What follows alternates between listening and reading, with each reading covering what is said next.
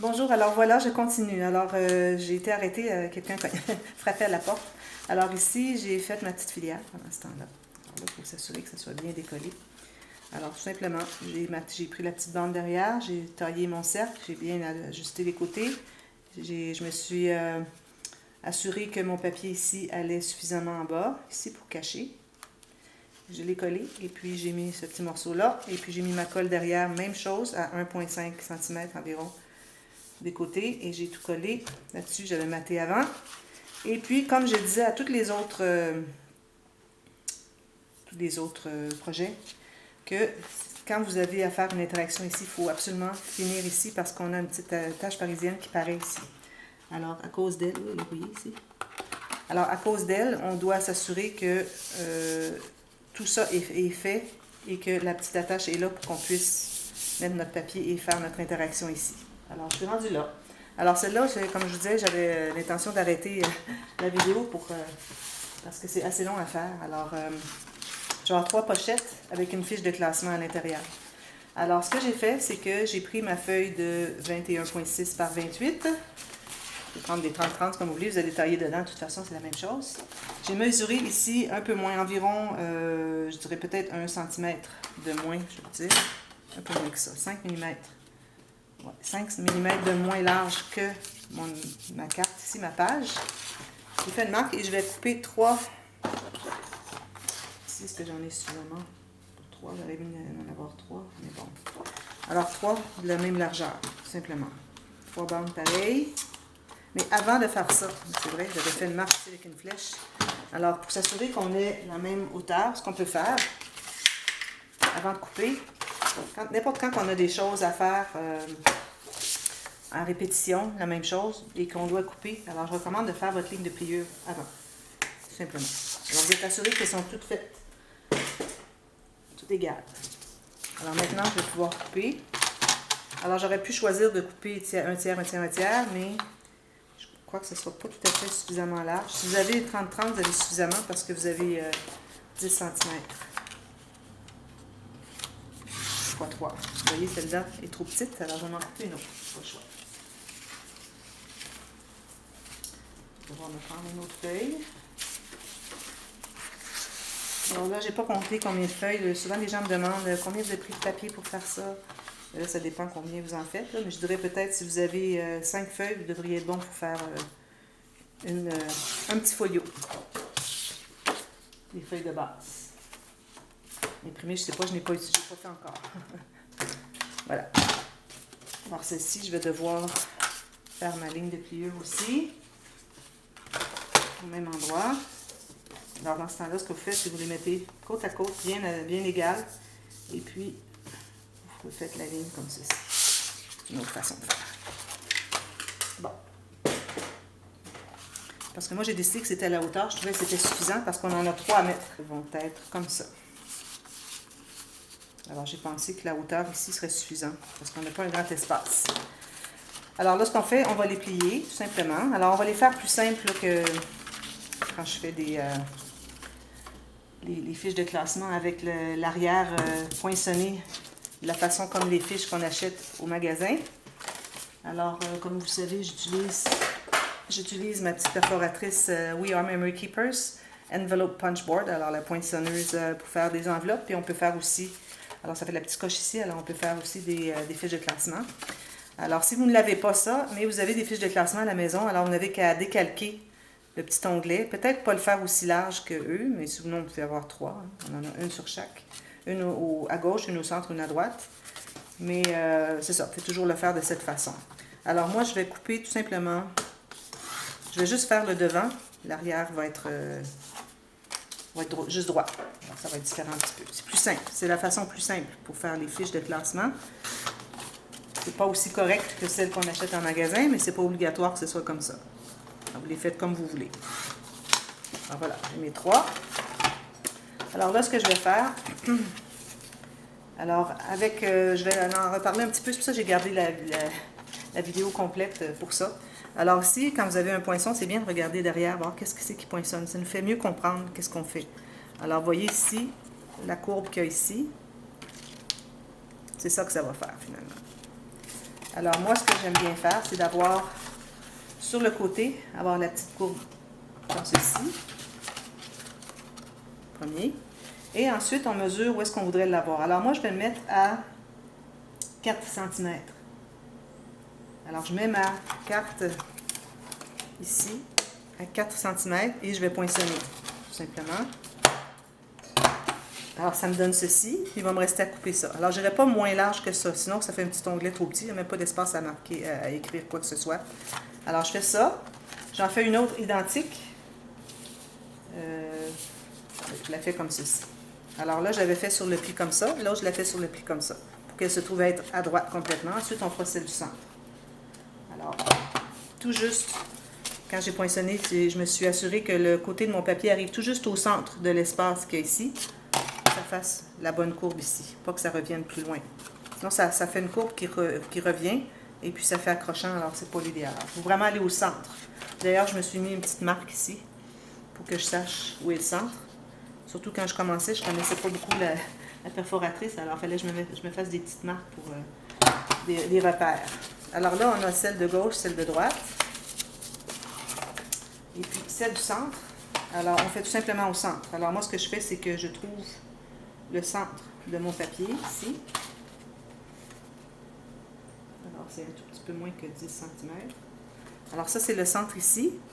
Et puis, moi, ici, mes deux perforatrices, j'ai 4 cm. Alors, je vais aller à 2 cm chaque côté. Alors, je vais aller à 2 cm. Là, on n'a pas le 2 cm là-dessus. Alors, je vais le mesurer avec ma règle. Ils ont commencé à 3 cm à faire les marques. Alors, je vais mesurer avec ma règle 2 cm chaque côté. Du centre jusqu'au côté ici. Même chose ici. Alors, nous, on doit faire notre poinçonnage ici et ici. Je me fais une ligne plus basse parce que quand on entre la petite carte, si je me fiais seulement au petit point que j'ai fait, il disparaît, je ne le vois pas. Même là, il n'est pas encore assez long. Alors, je vais les faire là tout simplement, puis ça devrait être correct. Alors, j'ai 2 cm chaque côté de mon centre parce que ici, du fond, ici j'ai 4 cm. Alors, pour que ça soit toute la même longueur. Comme ceci. Même chose de l'autre côté. Voilà. Ensuite, vous pouvez arrondir les coins. Là, on va le couper lui. On fera ça après. Alors, par la suite, ce que vous faites, simplement, alors ici, on doit garder le centre, donc on va enlever lui et lui. Ici, on garde lui, donc on enlève le grand. Ici, on garde lui, donc on enlève le grand. Okay? J'ai pas coupé. Alors, je vais tout simplement ajuster. Alors, je veux que vous voyez bien, là, ici, là.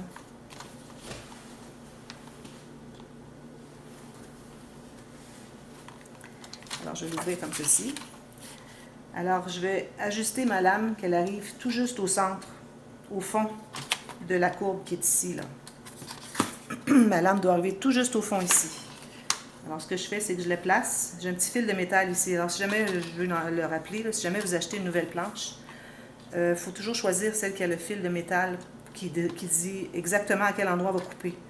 J'en ai d'autres qui n'ont pas le fil de métal, puis c'est très, très difficile à travailler parce qu'on ne sait pas vraiment où est-ce qu'on s'en va. On ne sait pas où ça va couper. Alors ici, il me manque environ 1/4 de millimètre, mais c'est important que ça soit bien droit. Alors, je vais aller tout simplement l'ajuster avec mon ciseau jusqu'à la courbe ici. Alors voilà, vous avez une jolie petite carte. Il reste à arrondir les 3 coins. Ici, on enlève les 2 bouts. Alors, quand vous enlevez comme ça, alors vous allez... Ici, vous avez une résistance, c'est plus difficile. Mais quand vous allez arriver vers le creux, il n'y aura plus de résistance. Alors, si vous continuez avec la même force, vous allez passer tout droit. Alors, je conseille d'aller doucement et arrêter tout juste dans la courbe. Sinon, ça va passer tout droit. Essayez-le sur un petit carton, une chute, pour vous pratiquer. Comme ceci. J'ai juste à ajuster ici un petit peu. Ici, c'est bon. Excusez. J'ai un chat dans la gorge. Est-ce que c'est ce que vous dites, vous, en France, avoir un chat dans la gorge? Quand il faut toujours faire... Voilà. Ensuite, la dernière, on enlève celui-ci. Donc, je peux partir d'ici et monter. Encore ici, je dois ajuster. c'est difficile de l'avoir exactement au centre. Alors, pourvu que vous ne soyez pas plus bas, quitte à ajuster avec le ciseau après. Puis lui, ben, je ne sais pas pourquoi, mais je ne l'ai pas coupé. Je vais le couper ici. Voilà. Alors, on a nos 3 petites fiches.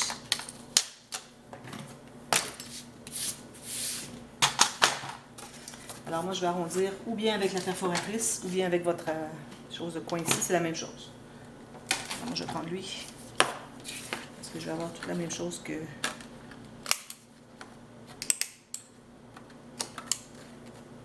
tous les petits points. Là aussi, quand vous avez à lui, il faut vraiment avoir le petit onglet qui va par-dessus. Attention, pas aller trop profond. Si vous préférez, vu que c'est plus difficile ici, vous pouvez aller avec la perforatrice. Je vais vous montrer. Alors, vous avez tout simplement un petit coin comme ça, c'est plus facile d'accès. C'est la même courbe que lui.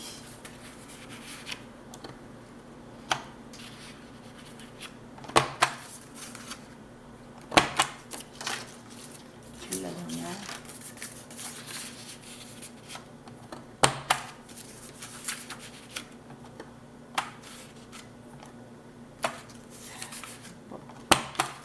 Le papier cartonné est épais, puis la difficulté un peu.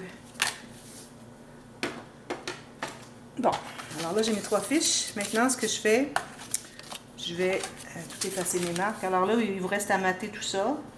Alors là, si vous voulez mater avec ça, c'est difficile. Alors ce que je vous recommande, c'est peut-être d'avoir un morceau plus long, plus large, c'est-à-dire que votre carte. Et puis, vous calculez 1 mm à l'intérieur des creux ici pour faire votre perforatrice. Puis une fois que c'est fait, que votre angle ici de l'onglet est correct, ensuite vous allez couper les côtés. C'est plus facile que de faire exactement la largeur et puis ensuite vous risquez d'être un petit peu trop à gauche, trop à droite, de 1/4 de millimètre, puis ça choque, ça jure. Alors, prenez plus large, travaillez l'onglet vers le milieu, 1 mm à l'intérieur. Alors, si on a 4 cm, vous allez faire une de 3,8 cm du creux au creux. Et ensuite, avec votre papier, vous allez ajuster. Alors, supposons que j'ai fait mon onglet ici. Une fois qu'il est fait, supposons qu'il est tout fait, ensuite, vous allez pouvoir ajuster pour la largeur de votre carte en ayant bien centré votre onglet. Alors, moi, c'est ce que je vais faire. Ou sinon, vous pouvez tout simplement coller tout droit comme ceci. Et puis, vous arrondissez vos coins, vous coupez avec 1 mm chaque côté, puis c'est correct aussi. Différentes façons de le faire. Maintenant, il faut faire les pochettes pour les mettre à l'intérieur. Alors, des petites bandes, des chutes, simplement. J'en ai 2 ici. Je ne les fais pas trop profondes parce que c'est pas nécessaire qu'elles soient trop profondes. D'ailleurs, je vais vous dire la mesure de ma petite carte. Du haut de l'onglet jusqu'à la fin de la carte, ça me donne 17,8. Je vais faire 18.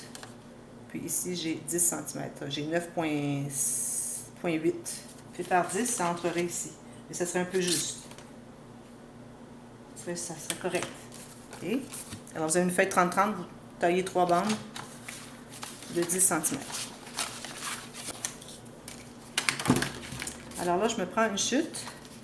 Je vais calculer la largeur tout juste un petit peu à l'intérieur du rebord de la carte, de la page, et puis tout juste à l'intérieur du pli. Et je me laisse une couture d'1 cm chaque côté. Alors, je vais m'en faire 3 comme ça. Une autre. J'ai une autre à la hauteur, oui.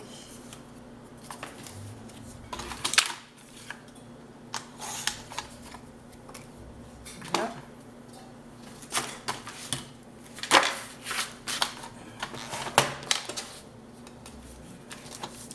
Alors, je vais tracer mes lignes de pliure.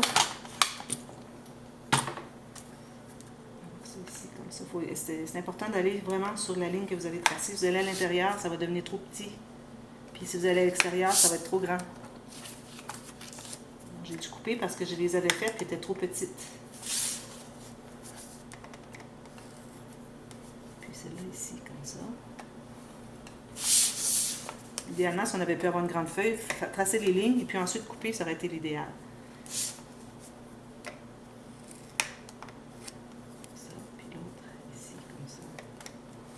Voilà. Donc,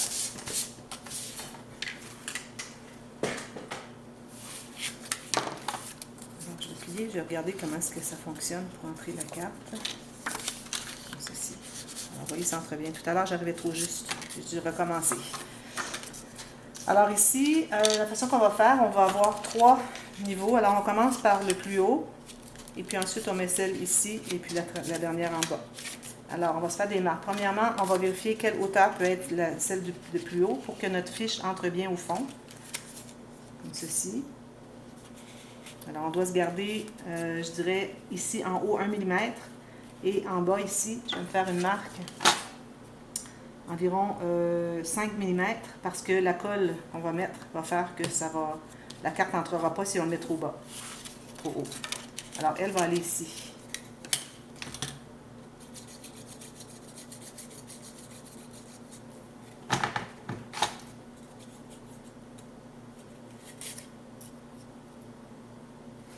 Alors celle-là va juste ici. Alors vous libérez le pli. Et vous ne dépassez pas à gauche, tout juste sur ma marque. Ah, j'ai pas mis la colle en dessous. Excusez. Alors, on met la colle ici et une ligne à la base. Alors, vous allez tout juste sur la petite marque. Vous avez la colle excédent ici. Et bien droit. Tout juste sur ma marque ici. Alors là, on met la première pochette. On va aller vérifier si ça entre bien. Comme ceci. Un petit peu plus bas peut-être. Si on a mis trop de colle, il faut mettre vraiment une fine ligne de colle en bas pour pas que ça s'épande trop large. Puis ensuite, il n'y a plus de place pour rentrer la carte. Puis aussi, il ne faut pas oublier qu'on a la petite attache ici.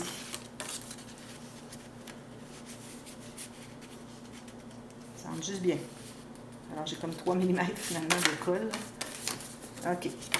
Pour la prochaine, on fait la même chose. Alors là, il faut trouver le centre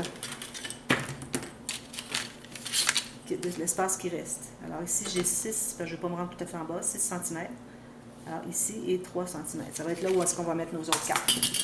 Qu'elles soient bien égales les 3. Alors, chaque côté et à la base.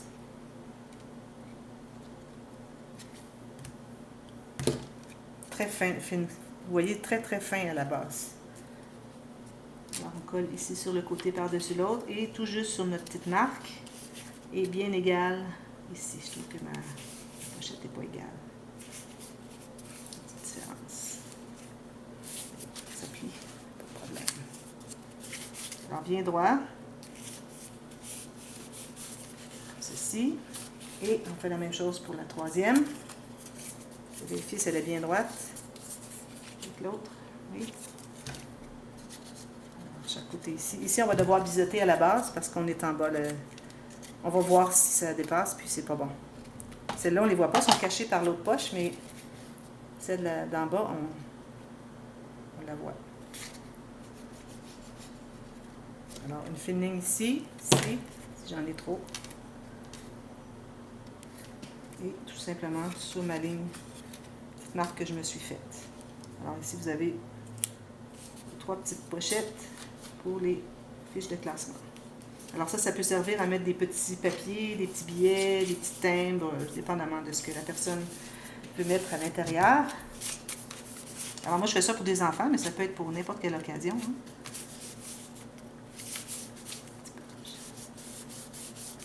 Voilà. Alors là, mes fiches vont entrer. Celle derrière est ici.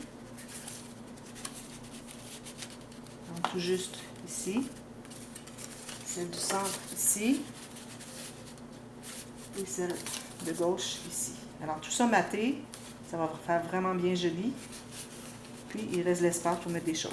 Alors, comme vous voyez ici, on se trouve avoir rempli pas mal ce qu'on a d'espace. C'est vraiment très plein, là, alors on ne devrait pas ajouter quoi que ce soit.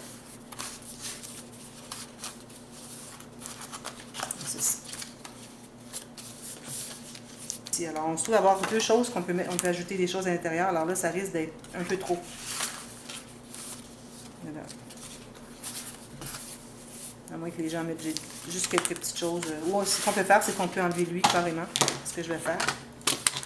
Je vais garder juste un rabat plutôt que 2. Ça va faire une grosse différence.